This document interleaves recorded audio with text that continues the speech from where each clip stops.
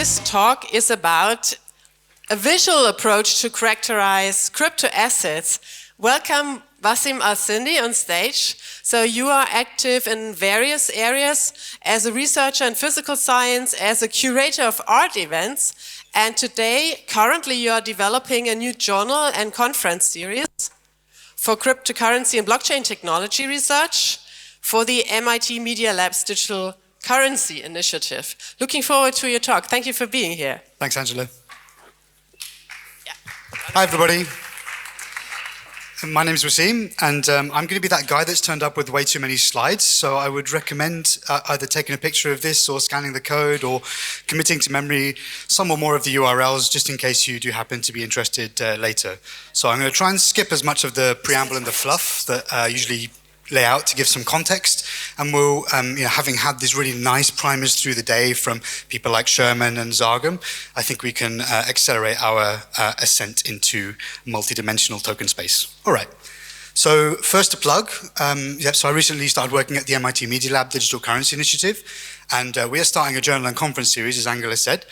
And so we're kicking off with a field building summit on the 5th and 6th of October at the Media Lab. Now, I appreciate this is quite close to DevCon, but if you feel like doubling up and coming over to Boston on the way to Osaka, then we'd be very happy to have you.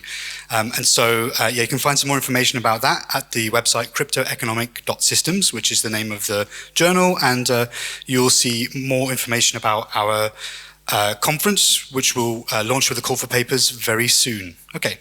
So, I don't think I need to motivate this systems level perspective, having had the, Zargham is a tough act to follow, and so he's taken us out to the nth level of abstraction, and so I just wanted to try and fill in some of the gaps. So if you think of, a network or any kind of system of knowledge as a stack of layers, then, this helps us to engage in and take advantage of some of the fruits of building layers. Things like differential discretization, which means that we can be very specific on one particular layer, we can abstract out to be more general on another layer, we can be objective in one place, we can be less objective in another.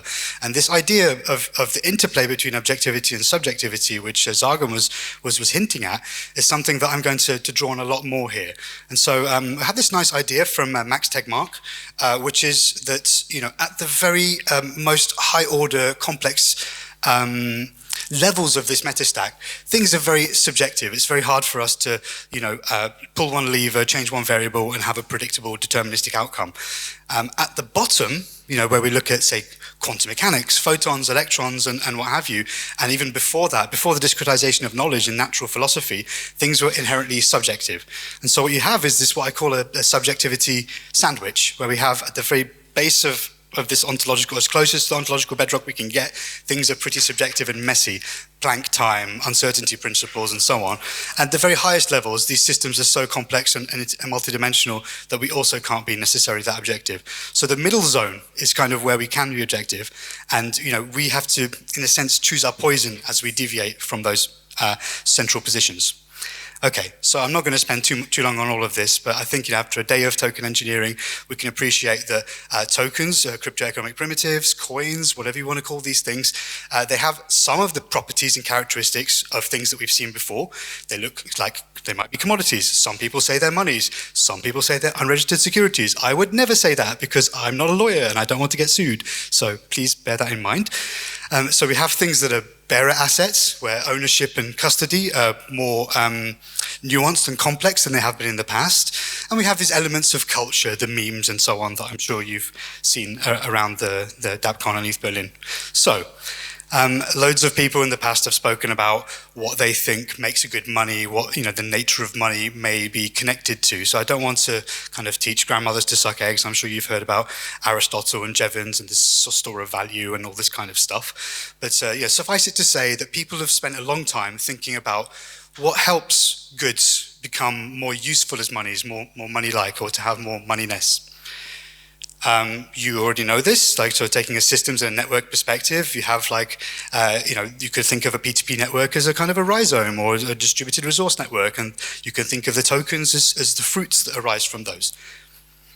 So I'm sure you're all familiar with Metcalfe's law, or if you're not, you're probably familiar with Moore's law, the idea that networks kind of assume value based on how widely dispersed they are, how many agents speak the same language, use the same protocol to communicate.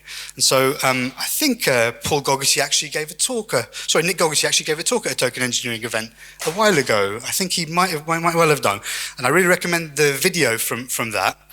And so he talks about this idea of network valuation theory, where you look at how redeemable a particular good is, the network utility, how useful that network is, how widely dispersed it is, and the speculative utility, and then you can kind of squash these into the notion of a price. In the moment, the price is determined. And what I like is you can look at this through a kind of a temporal lens. So if you think of all monies as protocols and all monies as protocol networks, then you can start to compare these things side by side. And so everyone knows the price of Bitcoin or Ethereum yesterday. In the moment today, it's an intersubjective fact that depends on many different variables which are fluctuating and not constant. And in the future, it's anyone's guess. So the joke I usually make here is, if you know the price of Ethereum in a week's time, please come see me afterwards. I would like to learn your secrets. So objective and subjective. I want to keep coming back to this because you can make objective metrics, you can make objective conceptual frameworks, and you can make subjective ones. And there's pros and cons on both sides. So at the bedrock, this technique of TokenSpace involves something called taxonomies. And taxonomies are basically, in the most general sense, ways of collating, ordering, systematizing, and understanding domain knowledge. Can be anything. Now, this obviously started off with the natural world, with the Linnaeus in Sweden in the 18th century, and people started to use this kind of, it's called like a branching recursive hierarchy that they call binomial nomenclature, to try and discretize, to understand the similarities and differences between living things. So, does an animal suckle its young? Does it have body hair? How many legs does it have? These things we would call dimensions, the number of legs. Or how many legs does a creature have, and 2, 4, 6, and 8 would be the characteristics within taxonomy, let's say. So the why, this is, we are here. So we find ourselves in this situation where we don't really know what these things are, and the interface between these networks and the real world it's not a very elegant and well-functioning one at the moment. So we have all of these kind of legal, regulatory compliance snafus going on all over the world, people engaging in regulatory arbitrage because rules are seemingly different from place to place. And so the objective with doing some of this work was to try and find a more legible grammar, like a visual concept that might help to bridge some of the semantic issues that we have in defining some of these terms. Okay, water break.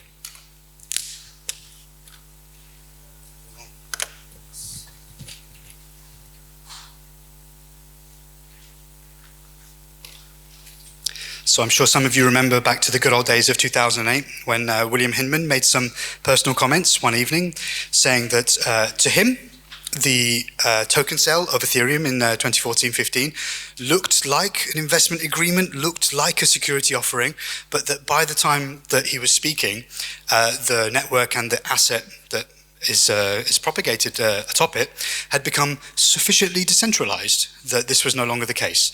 Now, this is all very well and good and sounds nice, and we're very happy about that, but what do those words actually mean? So it seems like at some point, this thing has changed from A to B. But we don't know where it changed. We don't necessarily know what the reasoning is for why this thing has been kind of recategorized or reclassified. And so we don't have much of a kind of deeper explanation into what those comments mean and what we can learn from that in terms of building new systems and changing existing ones. So here's a graph. Everyone likes number go up. Unfortunately, this is the number of SEC enforcement actions, and this number is continuing to go to the moon at the moment. So it would be really helpful if we had some kind of shared conceptual understanding that we can take a lot of the complex information, subjective and objective, that comes from these networks and from these assets, and squash it down into something simpler. And so, side note on historical taxonomies. So this is some Linnaean work, Homo erectus and Camellia sinensis and so on. So I'm a chemistry nerd. card carrying, not apologetic, sorry, not sorry. And so the periodic table, which probably everyone's seen, probably above a blackboard in the class that you took when you were 16, this thing represents sort of a mature, systematic approach to understanding the similarities and differences between domain objects. These domain objects happen to be elements. And so atoms have different electrons, there's different there's different numbers of electrons in the outer shells. There's a different combination of protons and electrons in the inner shells. These things have different reactivities. But to squash all this information into such an elegant diagram, it didn't start off like that. Here's a quick side note with my old professor, Martin Polyakov, who, as you can probably see, is one of the biggest connoisseurs of periodic tables in the world. Those are all his periodic table ties. That's the tiniest periodic table in the world that is on one of his distinctive hairs, and that's him almost getting decapitated by some guy. So, the periodic table didn't start off like that. It started off, in the days of occultism, in the days of alchemy, in the days of naive empiricism, mixing niter and saltpeter with fire, of phlogiston, before even oxygen was verifiably discovered, when there was just an atomic theory that hadn't been verified. So what happened is that as, various empirical validations of concepts and of predictions were made, axiomatic understanding of the underlying principles which give rise to these objects and the complexity that they exhibit is how we push our domain understanding forwards. And I've got bad news for you. I think we're here with cryptocurrency. Like, we are really early in this thing.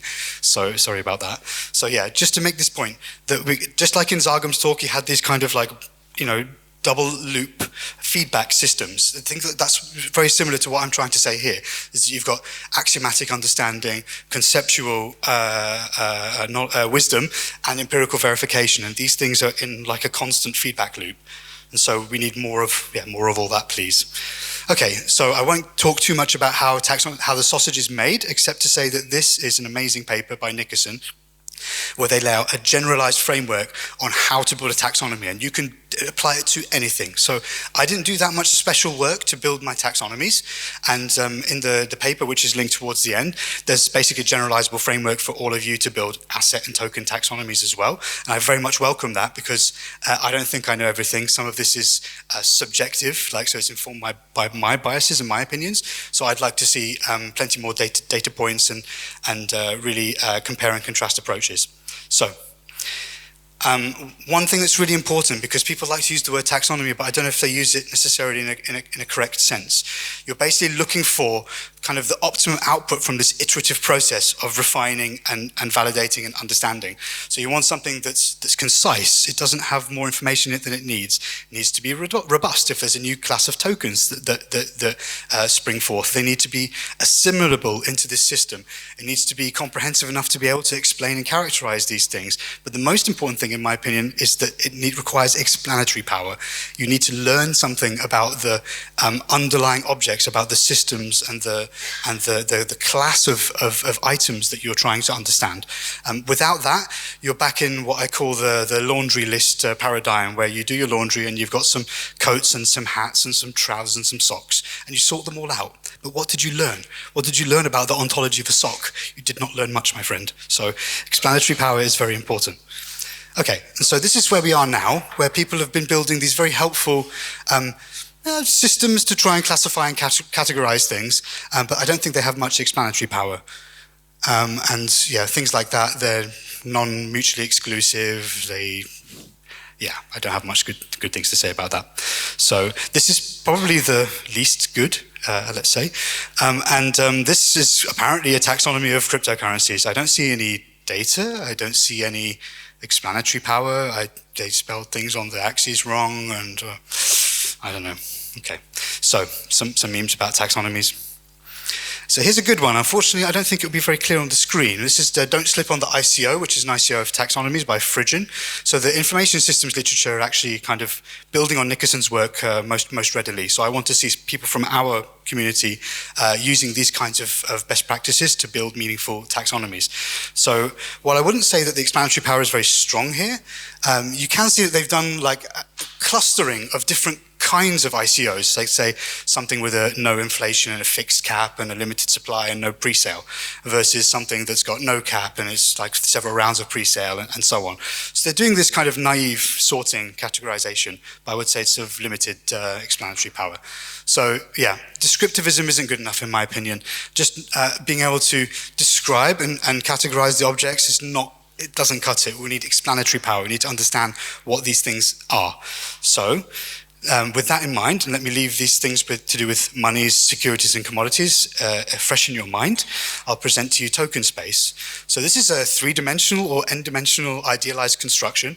Each of the axes is what you would call a meta-characteristic, and the value of the meta-characteristic comes from a taxonomy. So you score these taxonomies, and then you come up with a point, a three-dimensional point in the token space. And then this gives you a visually comparable output that you can, as technical as you are or as untechnical as the person you need to show it to, there's something that is visually passable.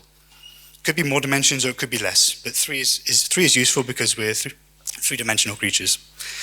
So yeah, tables are horrible in talks, so I'll just skip through them. So this is kind of like a short list of all the different things you can put into your taxonomy. So you're looking for things that are categorical discriminants, like how was the token issued? Was it an ICO? Was it a fork? Was it an airdrop? And then I also built in what you could call index dimensions, which are, these are kind of subjective frames where you might score something between 0 and 100, depending on how well the stakeholders are aligned, or yeah, whether the what distribution of the tokens are in the founding treasury and things like this. So you, by choosing these discriminants, these dimensions, you choose how subjective or objective this technique is. And so yeah, you can't see the whole taxonomy, and to be honest, tables are horrible in talks, but this is an idea of the kinds of things you can discriminate for. And this is giving you an idea of how security-like a project is, a token project is. So if there's a masternode system that has governance rights, that makes it more security-like, because this is a bit more like investor rights. If the token gives you access to cost reductions, that makes it more security-like. If there's staking, and so on. And so what can I say? If you don't like the scores, build your own. If you don't like the discriminants, build your own. There's a paper which is linked at the bottom, which is a very thorough manuscript, which contains essentially a manual to build your own of these, to build a custom methodology. So what you're really doing here is you're collapsing many dimensions into one. So you might have 15 or 20 different parameters which you're trying to squash into one thing. And that's kind of what price does, right? Price charts are these many different subjective and objective factors which get squashed into one number, which gets printed on a chart which almost anyone can understand. So think of it in the same the goal is very much the same. You're doing this kind of dimensional reduction.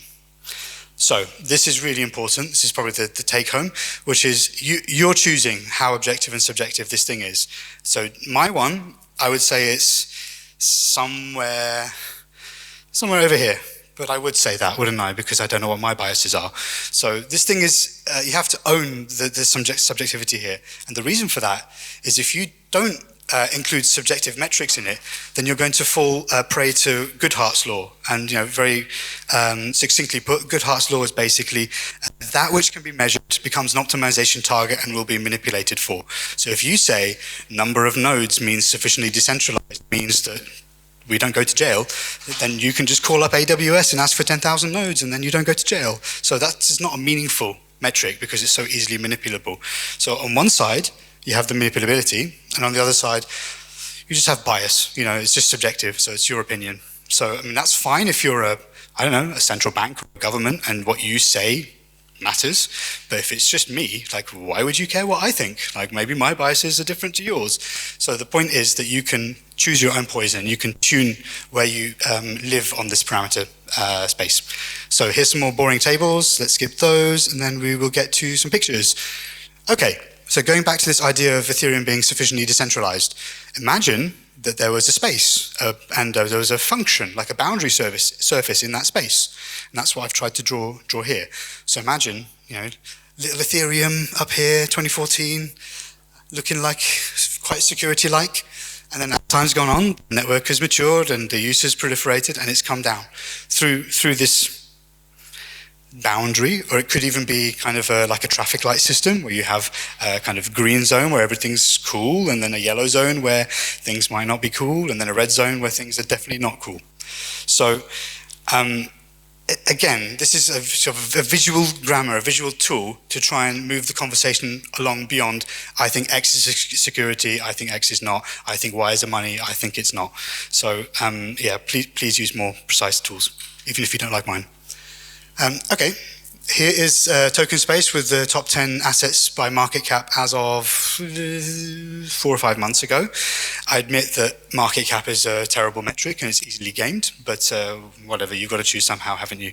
So again, this may be projection at least partially of my biases, but it seems to tally with reality that Bitcoin is kind of out on its own. It's a better money than most of these other things by virtue of the width of the protocol, the diversity of the options you have to jump on and off the network.